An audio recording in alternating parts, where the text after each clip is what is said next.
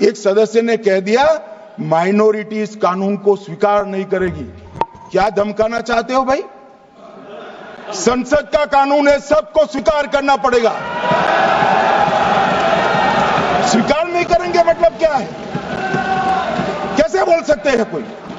हम कानून को स्वीकार नहीं करेंगे। ये कानून भारत सरकार का है, हर एक पर बंधन करता होगा और इसको स्वीकार करना पड़ेगा। ये पूरा झगड़ा जो चल रहा है, आपने नॉन हिंदू को रख दिया और नॉन मुस्लिम को रख दिया, गैर मुस्लिम को रखा। वो झगड़ा वक्फ में दखल करने का है। पहले तो वक्फ में कोई गैर इस्लामिक सदस्य आएगा ही नहीं, ये स्पष्टता समझ लीजिए। मान्यवर, ना पिछड़ों की चिंता है ना मुसलमानों की। ये सालों से जातिवाद और तुष्टीकरण इसके आधार पर काम करते हुए आए हैं और जातिवाद और तुष्टीकरण की राजनीति कर अपने परिवार की पॉलिटिक्स को आगे बढ़ाए हैं। मगर 2014 से मान्यवर जातिवाद, तुष्टीकरण और परिवारवाद को एक साथ नरेंद्र मोदी ने समाप्त कर विकास की राजनीति इस देश में प्रस्तावित की। पॉलिटिक्स ऑफ परफॉर्मेंस, परफॉर्म करिए और चुनकर आइए। 3 टर्म मोदी जी को चुना है और 3 टर्म भारतीय जनता पार्टी की सरकार रहने वाली है। मेरी बात ठीक कर।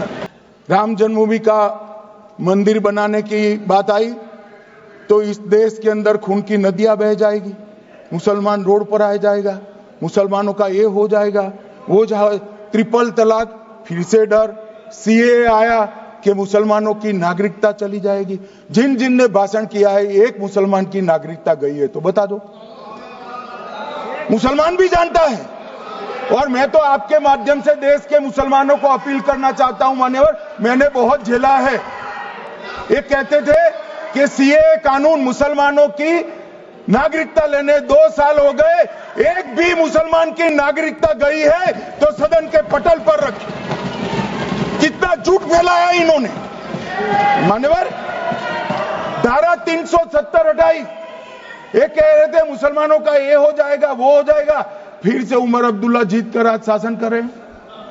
आतंकवाद समाप्त हो गया, विकास शुरू हो गया, पर्यटन बढ़ गया।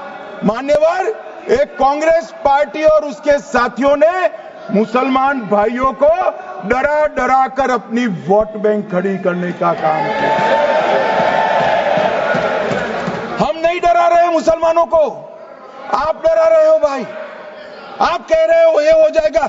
मैं कहता हूं इस देश के नागरिक को किसी भी धर्म का हो कोई आंच नहीं आएगी। मान्यवर, ये नरेंद्र मोदी सरकार का जो हमने मान्यवर निकाल दिया है। मान्यवर, एक ऐसी चर्चा लेकर आए कि चर्चा नहीं।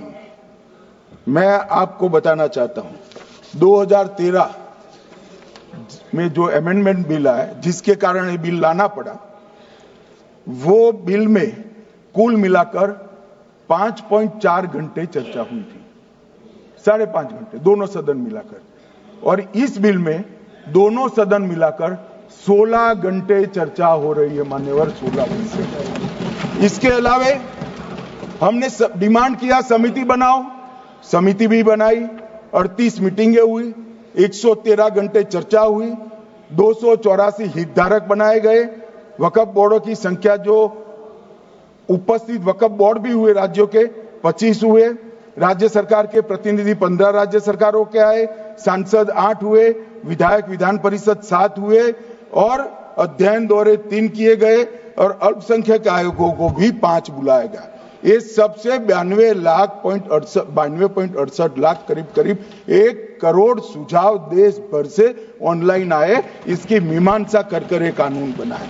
आप ऐसे इसको खारिज नहीं कर सकते हो भाई। पूरी प्रक्रिया को आप जो कर रहे हैं 5.5 घंटे की प्रक्रिया, ये बहुत लोकतांत्रिक प्रक्रिया है और हम 16 घंटे चर्चा करते हैं कि चर्चा आपके अनुरूप चर्चा नहीं हो सकती। ये सदन में हर सदस्य बोलने के लिए स्वतंत्र है। कोई परिवार की यहां चलती नहीं है, ये तो जनता के नुमाइंदे हैं, किसी की कृपा से नहीं आए हैं। मान्यवर, जो दिल में है, जो जनता की आवाज है, वो रखेंगे।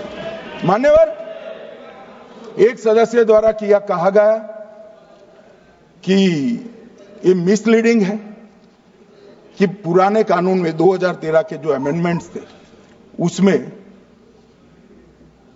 अपील का प्रोविजन था। अब मैं कहना चाहता हूं 83(9) उसमें अधिकरण द्वारा किए गए किसी भी विनिश्चय का आदेश विरुद्ध, चाहे वो अंतरिम हो या फाइनल, इस पर अपील नहीं हो सकती। इसका मतलब अपील का प्रोविजन आपने रखा ही नहीं था। सिविल न्यायालय, राजस्व कोर्ट और अन्य प्राधिकरण उसके अधिकार क्षेत्र पर भी प्रतिबंध लगा दिएगा। और सरकारी अधिसूचना जो बाद में वक्फ बोर्ड और वक्फ परिषद के एडवाइस से होगी, इसको भी कोई चुनौती नहीं दे सकता। मान्यवर, मुझे ये बताओ कि अभी अभी फैशन है संविधान लहराने की, ये संविधान के हिसाब से सरकार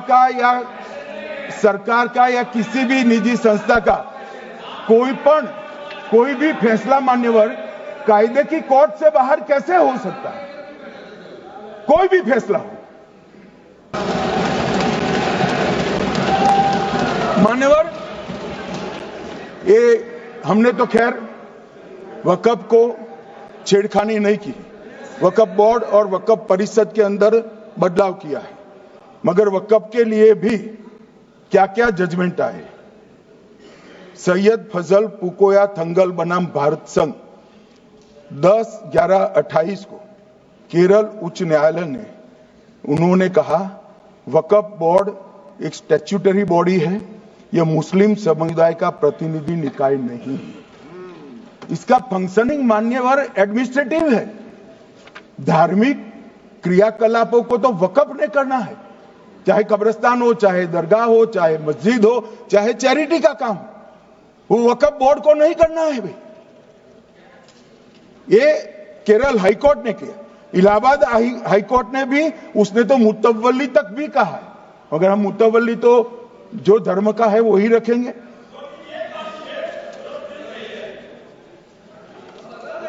मान्यवर, इन्होंने कहा एक मुतवल्ली के कर्तव्य विशुद्ध रूप से धर्म निरपेक्ष कैरेक्टर है, मगर हम मुतवल्ली को छू नहीं रहे। मान्यवर, ये कह रहे थे कि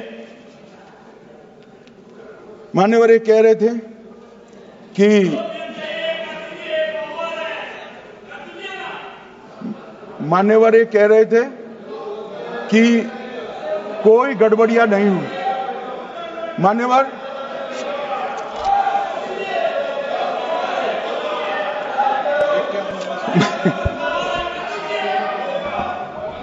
मान्यवर 2013 में अन्यायी कानून आया। भाई करने, थोड़ा शांत हो जाइए। ये 26 के कारण डरे हुए और कुछ कारण नहीं। चुनाव जो है ना अक्टूबर में, 25 में जो चुनाव है इसके कारण डरे। मान्यवर, भाई बैठ जाओ। मान्यवर, ये पूरा झगड़ा जो चल रहा है, आपने नॉन हिंदू को रख दिया और नॉन मुस्लिम को रख दिया, गैर मुस्लिम को रखा। वो झगड़ा वक्फ में दखल करने का है। पहले तो वक्फ में कोई गैर इस्लामिक सदस्य आएगा ही नहीं, ये स्पष्टता समझ लीजिए। ना मुतवल्ली गैर इस्लामिक होगा, ना वाकिफ गैर इस्लामिक होगा। मान्यवर, वहां कोई प्रोविजन नहीं है। जो धार्मिक संस्थाओं का संचालन करते हैं उसमें कोई गैर मुस्लिम व्यक्ति रखने का प्रावधान किया भी नहीं है, हम करना भी नहीं चाहते हैं। मान्यवर, इसलिए जो बड़े बड़े भाषण करते हैं कि समानता का अधिकार चला गया दो धर्मों के बीच में, समानता नहीं रही, मुसलमानों के धार्मिक अधिकारों के बीच में दखल खड़ी हो जाएगी, कुछ नहीं होने वाला मान्यवर। इस दृष्टि से देखें तो 1995 तक वक्फ की काउंसिल और वक्फ बोर्ड था ही नहीं, वो तो 95 से आया। और मान्यवर, ये जो भ्रम खड़ा किया जाता है कि ये एक मुस्लिम भाइयों के धार्मिक क्रियाकलापों के अंदर, उनके दान की हुई संपत्ति के अंदर दखल करने का है, ये बहुत बड़ी भ्रांति फैलाकर माइनॉरिटी को डराकर अपनी वोट बैंक खड़ी करने के लिए किया जा रहा है। मान्यवर, कहां पर गैर मुस्लिम सदस्य रखे जाएंगे? परिषद में और वक्फ बोर्ड में। उसका काम क्या है? उनका काम धार्मिक क्रियाकलापों को कुछ चलाने का नहीं है। वो शुद्ध रूप से वक्फ का जो कानून, दान के लिए किसी ने दी हुई संपत्ति, उसका एडमिनिस्ट्रेशन अच्छे से चल रहा है, नहीं चल रहा है, कानून के हिसाब से चल रहा है, नहीं चल रहा है, या तो दान जिस चीज के लिए दिया गया, इस्लाम धर्म के लिए दिया गया, गरीबों के भोजन के लिए दिया गया, गरीबों के उद्धार के लिए, वो उद्देश्य के लिए इसका उपयोग हो रहा है, नहीं हो रहा है, इसका नियमन करने का काम है मान्यवर। अब मैं इसको मान्यवर बाकी सारे धर्मों के साथ कंपैरिजन करते हैं और कहते हैं दखल किया है। मैं उसको स्पष्ट करना चाहता हूं। मान्यवर, वक्फ जो है वो हमारे यहां ट्रस्ट एक्ट है, इसमें ट्रस्ट है। तो ट्रस्ट के अंदर जो ट्रस्ट को बनाते हैं वो ट्रस्टी होते हैं और एक मैनेजिंग ट्रस्टी होते हैं। वक्फ में वाकिफ होता है, वक्फ होता है और मुतवल्ली होता है। ये सारे इस्लाम के अनुयायी हैं। अरे भाई, आप कह रहे हो, हम तो कह रहे हैं क्योंकि इसका वक्फ शब्द ही इस्लाम से आया है, इसलिए हम कह रहे हैं कि वक्फ वो ही कर सकता है जो इस्लाम का अनुयायी हो। अब आप उसका विरोध कर रहे हो, तो आप तो वक्फ में भी नॉन इस्लामिक आदमी चाहते हो। मान्यवर, क्या कह रहे हैं?